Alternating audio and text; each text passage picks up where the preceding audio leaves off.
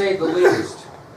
Fashions in the 60s were much different than fashions in decades prior, and they obviously got people's attention. We talked about dress codes in schools and those types of things, right? Probably the most noticeable fashion in the 1960s for women, and we talked about it, was the miniskirt. Okay, that was what people noticed in women in the 1960s, because that was a huge change. Where were women's dresses normally in the 50s? Just a little bit below your knee. Okay, that was kind of, and it's kind of, I guess it's kind of that way now. Do dresses, I don't know, I don't pay much attention. Do dresses get above the knees much now? Yeah. A little bit. Okay, and I know we have short ones too, but I mean, if you were going to go to, if you were a 35-year-old woman and you were going to go to a job interview, would your dress be a little bit over your knees? No, I'd say right above the knees. Right above the knees, okay. All right, well, the person that really introduced the miniskirt to America was a British model by the name of Leslie Lawson, better known as Twiggy. So again, the person that first introduced the miniskirt to the people in America was a British model by the name of Leslie, L-E-S-L-E-Y, Lawson, L-A-W-S-O-N, better known in history as Twiggy. She was a very young, popular model, got her nickname because she became America's kind of first supermodel, very tall and skinny blonde, and because she was so skinny, got the nickname Twiggy. Now this is a rare autograph. I think this was taken in the 1980s, but that's Twiggy right there, Leslie Lawson Twiggy with her hands over her mouth. Without doubt the most popular supermodel, the first supermodel that we were aware of at the time in the 60s. Now she was born in London, England in 1949. She was born in London, England in 1949. And by the mid-1960s, she was known internationally as the world's first supermodel. And she was only 16 years old. So by the mid-1960s, she became internationally known as the world's first supermodel. Now there's a difference, kiddos, and we'll get into this later, between a supermodel and a sex symbol, okay? A supermodel is not normally a sex symbol. She's just kind of what you're supposed to look like at the time, okay? Now, she had a very successful modeling career. She modeled professionally into her 50s, into her mid-50s. Very, nice-looking young lady, nice figure, and she modeled from the time she was 16 into her mid-50s. But that's not all she did. She also became a very successful actress during the 60s, 70s, and 80s. So she modeled into her mid-50s, but also became a very successful actress. And she's the one that introduced the miniskirt to America. Now, it's kind of interesting in the 60s because it was one or the other. The alternative popular fashion to the miniskirt in women were the maxi skirt, which was the skirt that went all the way below the ankles. So there really wasn't anything in between in the style of the 60s between the miniskirt and the maxi skirt. Not a lot of women wore dresses at their knees. They either wore them way above their knees or they wore them clear past their ankles. So the maxi skirt was also in the woman's repertoire. Another thing that became popular to wear with the miniskirt were knee-length boots for women, known at the time as go-go boots. Go-go boots. I got to tell you, Katie Onstead was a student I had that I took to DC in the 90s, and she was really into these go-go boots. And she found a couple of pair, an orange pair and a white pair in DC, and didn't have room in her suitcase, so we went to a post office and mailed them back. I could Facebook message her right now and say, you need to watch my video because I mentioned you and she'd get a kick out of it. She was kind of a blonde-haired, twiggy-looking gal, and she was really into the knee-length boots. And she bought 2 pair and sent them back. I'll send her a Facebook message tonight and say, we talked about your knee-length boots today in class, and I'll see what response we get for tomorrow. She was kind of funny. The gal that made the knee-length boots very popular was a singer by the name of, and it's this gal right here, a singer by the name of Nancy Sinatra. which would be Frank Sinatra's daughter, Nancy Sinatra. She was one that kind of made the knee-length boots famous as a singer. And she wrote a song that really made the point called "These Boots Are Made for Walking." Now I understand some new singer brought that back. Did you ever heard it? These boots are made for walking, and that's just what they'll do. You better watch out or these boots are gonna walk all over you. That was the song. No, one of the kids in the other class said some female musician kind of brought that back. I forget the name. But anyway, what type of music did women sing prior to this? Or blues. Very good. When Nancy Sinatra, the tough girl, the rebel chick, started singing, she opened the doors for women rockers, rock music. And you know, some of the more famous rock musicians, women that wouldn't be afraid to strum a guitar and get after it a little bit would be Joan Jett, Crimson and Clover, Joan Jett, Heart, the musical group Heart, which are two women performers. It was Nancy Sinatra that kind of inspired or what you might call rough girl attitude or rebel chick that allowed these gals the freedom and the confidence to go out and become lead singers and guitar players themselves. Now, this is a little sketchy, but you know, that's the disclaimer you signed when you took the class. A real eye-popping fashion of the 60s for women was the topless bathing suit. What? Is that just underwear? And Mr. Sanford's coming in. What a perfect entry time. Yeah, we're on tape if you'd like to keep going here.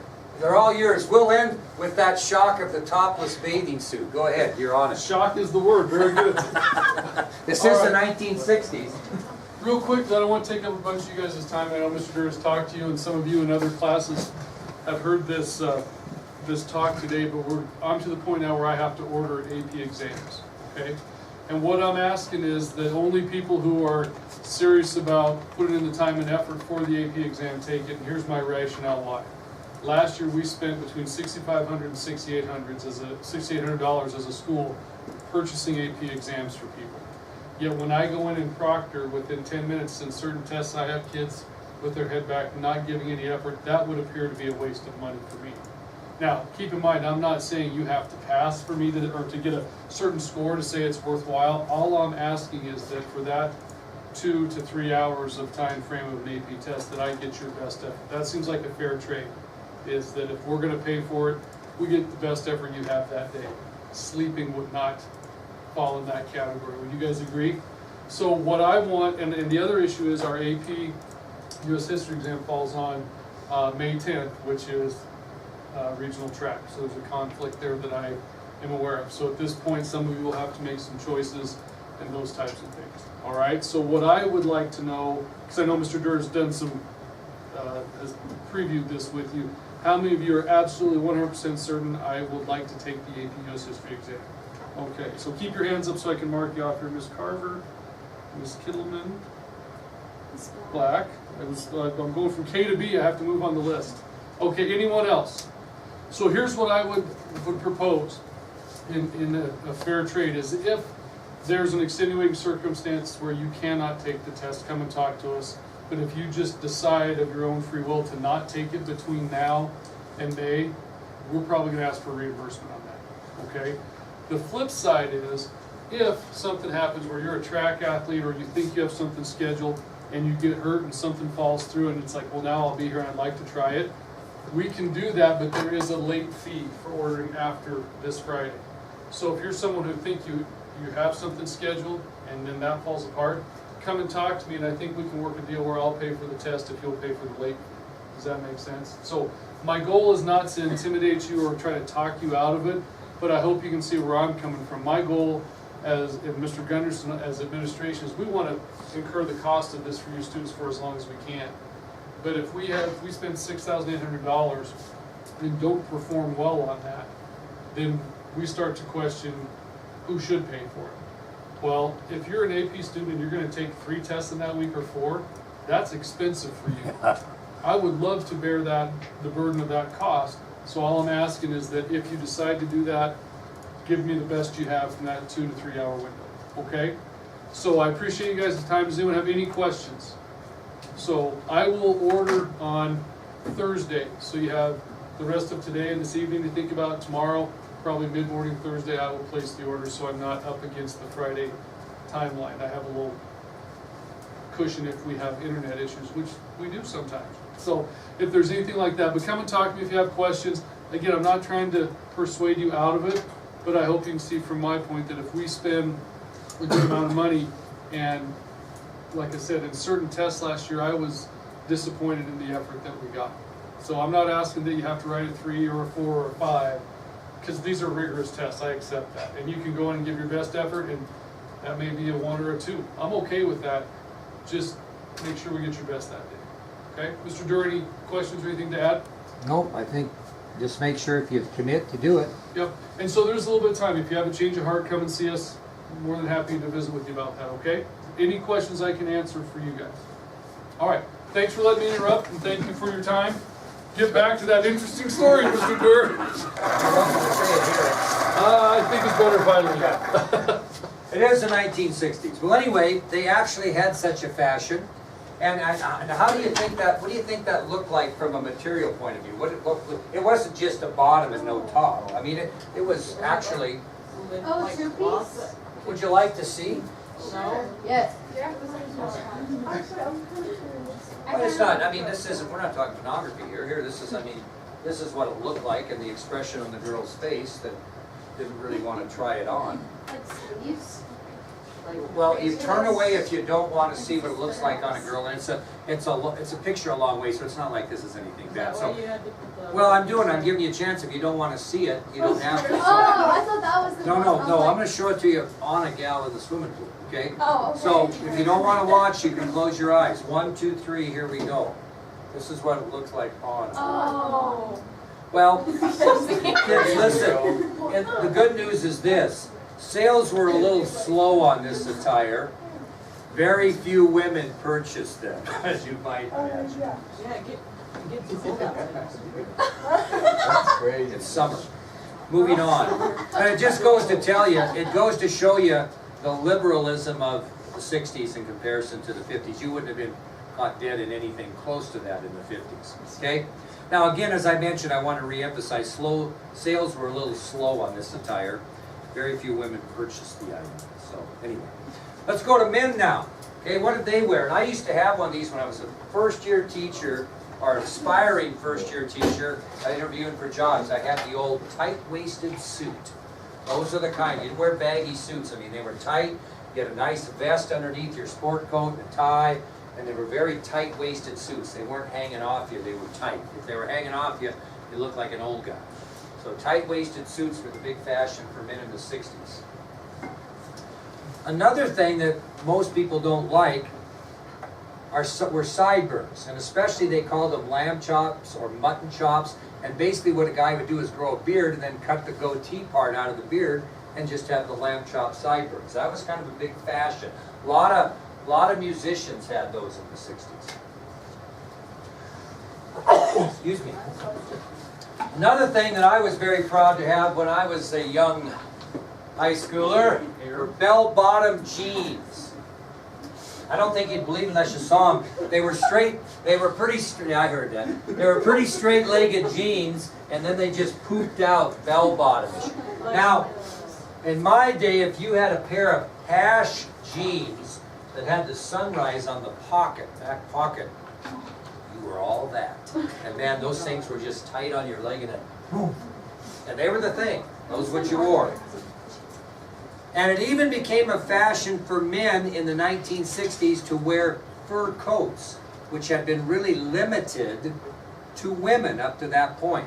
And the first male to really sport a fur coat to get it going was a fellow by the name of Joe Namath, who was the quarterback of the New York Jets, known as Broadway Joe Namath. And I'll tell you a little bit about Joe Namath, and you really don't have to write a bunch of this down. But Joe Namath was an interesting guy. He became kind of the male sex symbol in the 1960s, a really well-built athlete, and he was a quarterback of the New York Jets. Now, I got to give you a little sports history here so you understand this. I think everybody in here, boys and girls, have heard of the NFL, right? National Football League. Well, back in the old days, there was an NFL, and that was it. There wasn't any conferences. They just kind of had the NFL. And then this Lamar Hunt started the AFL, and he was the owner of the Kansas City Chiefs, and some original teams were the Oakland Raiders and the Houston or Dallas Texans, which are now the Dallas Cowboys. And they have a rival league. And all of a sudden, these owners started bidding for these good football players out of college and paying them more money to go to this AFL. Well, Joe Namath was a quarterback for the University of Alabama, and a very good quarterback. And when he came out of college, the AFL outbid the NFL for his services, and he signed the first $400,000 contract in pro football history to go to this other league. And so as this league tried to make it this AFL, they did pretty good, and pretty soon they decided, well, let's have a world championship game between the NFL and the AFL. And the first two Super Bowls technically weren't called Super Bowls. They were called the World Championship Game number 1 and the World Championship Game number 2. It wasn't until the third time the NFL and AFL met that they called it officially the Super Bowl. And how that happened is before Super Bowl III, Lamar Hunt, the owner of the Chiefs, was sitting at his table with breakfast with his kids, and his boy kept grabbing this, what you call a bouncy ball. He's bouncing it all over the house, and Lamar Hunt got tired of that. And he grabbed it, because he hadn't seen one before, and he looked at it, and those first bouncy balls were called Super Balls. And they had an atomic symbol on them. I have one in the package at home. They're worth a lot of money unopened. They were like 69 cents, at that time. Anyway, he picked up that ball and he saw Super Ball, Super Ball, Super Bowl. And that's where the Super Bowl got its name, was from Lamar Hunt, from that bouncy ball. True story.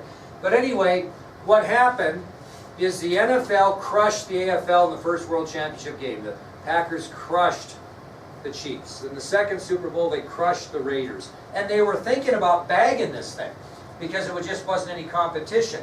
And then came the third game, which they called the Super Bowl, and the heavily favored Baltimore Colts, who were 15-1, were playing the New York Jets and this cocky quarterback, Joe Namath, and they were 15-point underdogs, the Jets. And everybody was saying, well, if this turns out like the first two games, this will be the end of it. Now, I am not making this up. I was 11 years old. And I'm over at my buddy Brent Everly's house. He and I are still best friends. And his dad, Elmer, was watching the game, and we didn't know a lot about it, a little bit.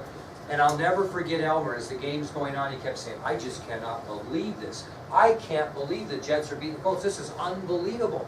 Well, what happened is the Jets defeated the Baltimore Colts in probably the biggest upset in NFL history, which gave parity to the two leagues. And Super Bowl IV came, and the heavily favored Minnesota Vikings from the NFL lost to the Kansas City Chiefs of the AFL, and all of a sudden we had competition, and that's why we've had 53 Super Bowls.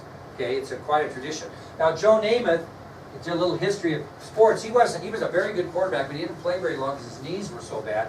But he was elected into the NFL Hall of Fame because he revolutionized the American Football League and put him competitive and led to what we have today. So after Super Bowl IV, the NFL and AFL merged, and they had the American Football Conference and the National Football Conference. And there are 4 NFL teams that had to go into the AFL, or American Football Conference. Anybody know what teams those were? No, the Raiders were already in the AFL. Pittsburgh Steelers, Cleveland Browns. Well, I got to think I should have, but there were 4 teams that had to move from the NFL or NFC to the AFC. And that's what we have today. Joe Namath, however, was like this playboy, single, good-looking guy, sex symbol, had lots of women, went to the nightclubs all the time. He wrote a biography, this kind of sums it up. He wrote a biography during the 1960s entitled, I Can Hardly Wait Till Tomorrow Because I Get a Little Better Looking Every Day. That's the book. This is a very rare book, by the way. But this is the book that Joe Willie Namath wrote. Let's look at I should have looked at this, the copyright on this. This is a picture of Joe Namath when he played for the Jets. He eventually grew his hair much longer and was kind of the guy. I'm not kidding you. But this was 1969. This was copyright. I Can Hardly Wait Till Tomorrow Because I Get Better Looking Every Day. He became a household name. You ever heard of Farrah Fawcett? Well, that's the hottest woman on the planet, but other than my wife. But this gal had it going. Anyway, He did a commercial with Farrah Fawcett, which he got paid $10,000 by Gillette to shave off his Fu Manchu mustache, and she put the stuff on him, and he shaved it off, and he got 10,000 bucks. Well, women thought he had really nice legs. I'm not kidding you, that was a big deal. And so guess where he made the most money in a commercial? Guess what he modeled? Socks. Women's pantyhose. Whoa. And the whole line was, if pantyhose can look good on these legs, just think what they can do for you ladies. No, and he made a lot of money. This guy was quite the dude. And he was the first to sport a fur coat in public and made him very, very popular among men. If you're bored sometime, get on YouTube and see if you can find a biography of Joe Namath. Joe Namath is still alive. Matter of fact, if you're paying any attention when the Patriots won the AFC Championship this year, he's the one that brought the trophy up to Robert Kraft. And he's still very, very active in sports. He's had some problems. He married a gal, he was a bachelor forever. Married a gal quite a bit younger than him, and that didn't work out. And she divorced him, and it broke his heart, and he really struggled with alcohol and some of those things. But he's making a good comeback, and you can see him on commercials and stuff all the time. Did they make a football life about him? No, they not that I'm aware, but I'd like to see that. Okay, any questions on fashions in the 60s? Well, we'll move to our last subtopic, America's first sex goddess, Marilyn Monroe. I don't think there's anybody that's, of any kind of age or maturity at all that has not heard of Marilyn Monroe, okay? This is really an interesting story because of all the movies and movie actresses of the 1960s, no personality stood out more than Marilyn Monroe. It just did. And a lot of people don't know her life story, which was interesting. She wasn't born Marilyn Monroe. She was born Norma Jean Baker. And she was born in Los Angeles in 1926. So she wasn't born Marilyn Monroe. She